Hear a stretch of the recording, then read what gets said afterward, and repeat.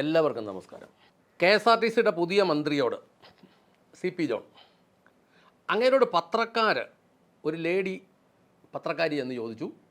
ഈ K S R T സിയിൽ കൂടുതലും യാത്രക്കാർ സ്ത്രീകളാണല്ലോ, അപ്പോൾ അത്തരം സ്ത്രീകൾക്ക് മുഴുവൻ സൗജന്യ യാത്ര കൊടുത്താൽ കെ എസ് ആർ ടി സിക്ക് പ്രതിസന്ധി ഉണ്ടാകില്ലേ, അതിനെ K S R T C എങ്ങനെ കൈകാര്യം ചെയ്യും? ഉടനെ മന്ത്രി പറഞ്ഞു, ഞാനൊരു പൊതുകാര്യം പറയാം.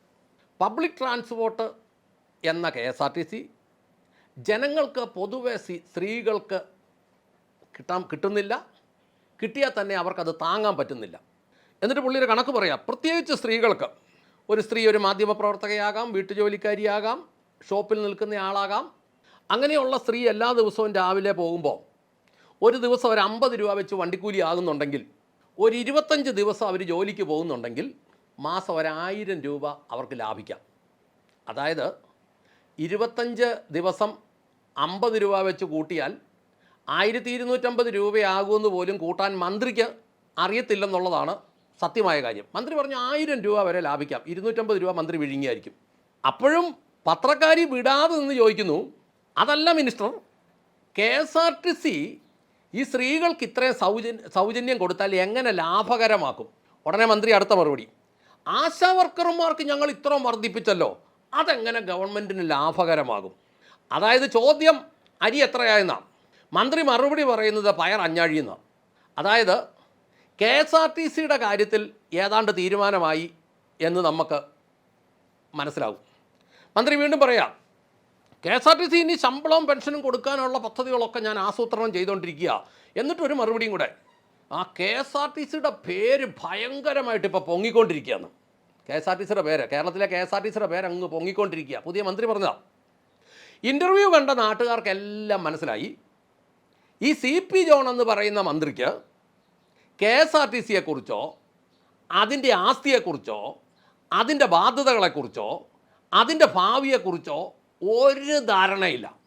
ജയിച്ചു വന്നപ്പം ഒരു ഘടകകക്ഷി എന്ന രീതിയിൽ ഒരു മന്ത്രിസ്ഥാനം അങ്ങ് കൊടുത്തു, കയറി ആ കസേരയിൽ ഇരുന്നെന്നല്ലാതെ കെ എസ് ആർ ടി സിയെക്കുറിച്ച് ഒരു കണയും ഈ മന്ത്രിക്ക് അറിയത്തില്ലെന്ന് ആ ഒറ്റ ഇൻ്റർവ്യൂ കണ്ട നാട്ടുകാർക്കെല്ലാം മനസ്സിലായി. അരി എത്രയാണെന്ന് ചോദിച്ചാൽ പയറഞ്ഞാഴി എന്ന് പറയുന്നത് ഒരു മറുപടി അല്ലെന്ന് പോലും അയാൾക്കറിയത്തില്ലെന്നുള്ളതാണ് സത്യം. എന്നതാണെങ്കിലും കെ എസ് ആർ ടി സിയുടെ കാര്യം തീരുമാനമായി എന്ന് നമുക്ക് പറയാൻ പറ്റും. അപ്പം മുഖ്യമന്ത്രിയോടും ഈ മന്ത്രിയോടും ഒക്കെ പറയട്ടെ, K S R T C എന്ന് പറയുന്ന സ്ഥാപനം 6100 കോടി രൂപയുടെ ആസ്തിയും 17,000 കോടി രൂപ കടത്തിൽ നിൽക്കുന്ന പ്രസ്ഥാനമാണ്. ഇത് കേരളത്തിൽ ആഴമായി പഠിക്കുന്നവർക്ക് ആർക്കും ഇതറിയാം. കേരളത്തിലെ സാധാരണക്കാരായ ജനങ്ങൾക്കൊക്കെ അറിയാം. മാസം 300 കോടിയിലധികം നഷ്ടം രൂപയിൽ പ്രത്യക്ഷമായും പരോക്ഷമായും ഓടിക്കൊണ്ടിരിക്കുന്ന സാധനമായി K S R T C. K S R T സിക്ക് ഒരു ദിവസം ഏതാണ്ട് 35 ലക്ഷം യാത്രക്കാരുണ്ടെന്ന് ജനത്തിനറിയാം. അതിൽ തന്നെ 16 ലക്ഷം സ്ത്രീകളാണ്. ഈ 16 ലക്ഷം സ്ത്രീകൾക്ക് ഇത് സൗജന്യം കൊടുക്കുമ്പം സ്വാഭാവികമായി ഇന്ന് 300 കോടി നഷ്ടത്തിൽ ഓടിക്കൊണ്ടിരിക്കുന്ന പ്രസ്ഥാനം 500 കോടി നഷ്ടത്തിലേക്ക് എത്തും എന്നുള്ളതാണ് യാഥാർത്ഥ്യം. മന്ത്രി പറയേണ്ടത് ഇത് എങ്ങനെ പരിഹരിക്കാം എന്ന് ഞങ്ങൾ പഠിച്ചുകൊണ്ടിരിക്കുകയായിരുന്നാണ് പറയേണ്ടത്. സത്യത്തിൽ ഇത് ചെയ്തത് എന്താണെന്നറിയാവോ? രാഹുൽ ഗാന്ധി പണ്ട് കുട്ടിക്കാനത്ത് വന്ന് ഓർക്കുന്നുണ്ടോ? അവിടെ ഒരു പെങ്കൊച്ചു പുള്ളിയെ കളരി പഠിപ്പിച്ചിങ്ങനെ, ആ കളരി പഠിപ്പിച്ച് 2 സ്റ്റെപ്പ് അങ്ങ് വെച്ചപ്പോൾ രാഹുൽ ഗാന്ധിയും KC വേണുഗോപാലും കൂടെ ഇങ്ങനെ കവച്ച് നിന്നിട്ട് പറഞ്ഞു, പെൺപിള്ളേർക്കെല്ലാം മാസം 1000 രൂപ വെച്ച് കൊടുത്തേക്കാമെന്ന്. കളരി പഠിപ്പിച്ചല്ലേ ഒരു പ്രഖ്യാപനം. അതിൻ്റെ കൂട്ടത്തിൽ അന്ന് തള്ളിതാ കെ എസ് ആർ ടി സിയെ സ്ത്രീകൾക്കെല്ലാം സൗജന്യം കൊടുക്കുമെന്ന്. സത്യത്തിൽ കേരളത്തിൽ കെ എസ് ആർ ടി സിയിലെ സ്ത്രീകൾക്ക് സൗജന്യം കൊടുക്കുമെന്നൊരു പ്രഖ്യാപിക്കേണ്ട ഒരാവശ്യമില്ലായിരുന്നു. ജനം ഈ CPM-നെയും LDF ഗവൺമെൻറ്റിനെയും കാലെ വാരി അടിച്ച് 100-ലധികം സീറ്റ് കൊടുക്കാൻ റെഡിയായി നിൽക്കുമ്പോൾ ഓടി ഇങ്ങോട്ട് വന്നിട്ട് ഒപ്പിച്ച കോലമായത്. ഇത് രാഹുൽ ഗാന്ധി ഒപ്പിച്ചതാണ്. ഒരു ഉപമ പറയാം. ഒരു കാർന്നോര് മരിക്കാറായി കിടക്കുമ്പം മക്കളെ എല്ലാം അടുത്ത് വിളിച്ചിട്ട് പറഞ്ഞു, എനിക്കൊരു വലിയ ആഗ്രഹമുണ്ട്. മക്കൾ ചോദിച്ചാൽ അപ്പൻ്റെ അവസാനത്തെ ആഗ്രഹമല്ലേ? അതായത് ഞാൻ മരിച്ചു കഴിയുമ്പോൾ എൻ്റെ ശരീരത്തിലെ ചൂടാറുന്നതിന് മുമ്പ് ഒരു വാരി കൂർപ്പിച്ച് എൻ്റെ മലദ്വാരത്തിൽ കൂടി അങ്ങ് അടിച്ച് കയറ്റിയേക്കണമെന്ന് പറഞ്ഞു.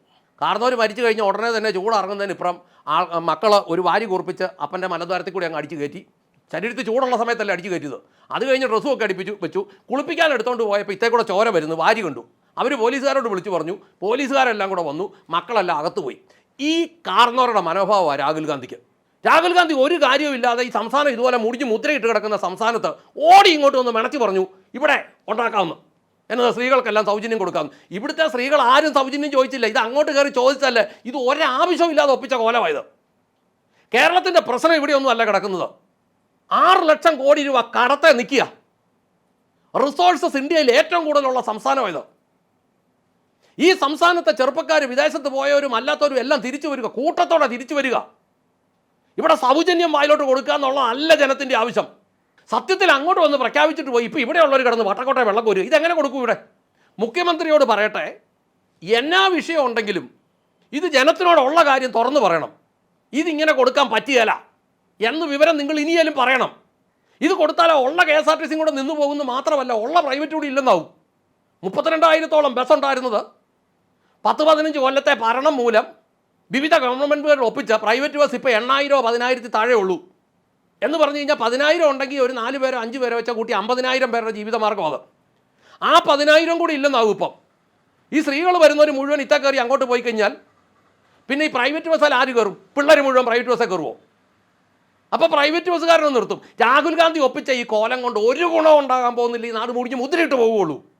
അതുകൊണ്ട് ദയവ് ചെയ്ത് മുഖ്യമന്ത്രി VD സതീശനോട് പറയട്ടെ, ഈ മന്ത്രി പറഞ്ഞ സൈസ് വെടലത്തരം പറയാതെ ജനങ്ങളോട് പറ, നമ്മുടെ സാമ്പത്തിക സ്ഥിതി ഇതാണ്.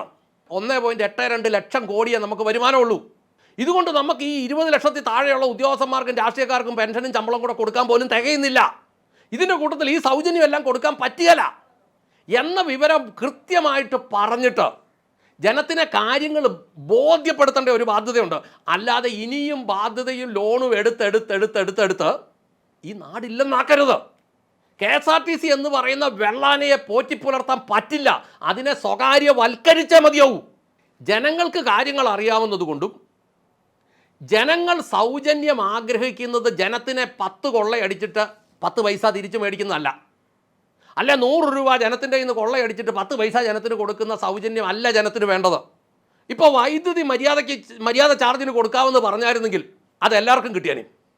ഈ KSRTC സൗജന്യം അവസാനം ആർക്കാണ് കിട്ടാൻ പോകുന്നൂടെ പറഞ്ഞ് മനസ്സിലാക്കാം. ഇവിടെ കുറച്ച് സർക്കാർ ഉദ്യോഗസ്ഥക്കാർ സ്ത്രീകളുണ്ട്.